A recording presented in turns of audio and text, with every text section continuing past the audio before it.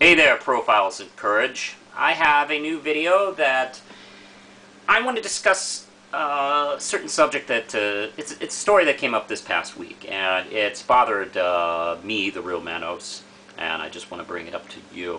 It's this hoo-ha about Dan Slott getting death threats over the changes he's been making over at the Spider-Man book, from Amazing Spider-Man to Superior Spider-Man.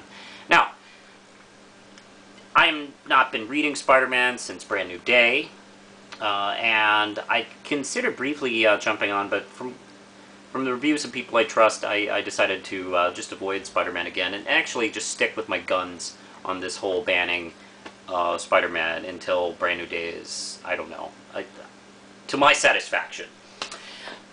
And so, all I do is just observe from the sidelines on this whole Spider-Man thing. And he seems to be getting death threats over the big changes. Now, of course, the big changes are some new Spider-Man is taking over, and he's a darker character, and he kills people. And as far as I've heard so far, the safe money is it's going to actually be Dr. Octopus in the body of Spider-Man, which is creepy on a lot of different levels. I don't know about basing a whole series on that. I mean, that sounds like a really cool storyline, but I don't know about starting a whole new ongoing with that. But, hey, you know, whatever. That's not even what I'm talking about. What I'm talking about is the simple matter of sending death threats to a real live human being with real live feelings over a fictional character who never existed. Now, I'm a fan. I'm a fan of comic books specifically, but, you know, I'm a fan of a few other different things. And we're all fans, we're all geeks and nerds here. And the sad fact is, when you're a fan of something, whether it be comic books or sports or some other thing, you're going to be disappointed.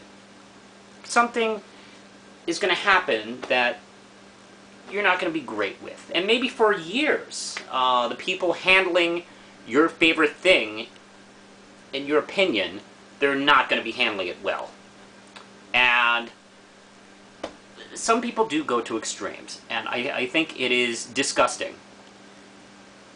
to do such a thing, to send threats, either secondhand on bulletin boards or actually direct emails to Mr. Slott, but creators in general, because I've heard this before from other comic creators who've gotten death threats, and it's not funny.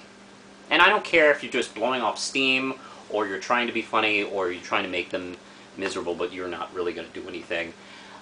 It's not cool, because you know what? They don't know. If you get an email saying that I'm going to kill you at this convention, not cool. You don't know if that person's just joking. There's no even if you put a smiley face by what you said, like haha, that still doesn't help. Nobody likes getting death threats. And I think we really do need to tone it down a little bit. Now, we all do get upset. I get upset over, you know, the way, you know, my favorite characters are being treated. We all do. But to create such a hostile environment is not the right thing to do. I mean, think about your favorite character. What would Spider-Man say to you sending death threats to Dan Slott? What would Batman say? Or Iron Man, or whatever your favorite character is that you feel has been mistreated by their writing, that doesn't seem to jive with your style of what you think the character's right. It's wrong. And if you contribute to any kind of this sort of nonsense, you should cut it out. Push the button, Lindsay.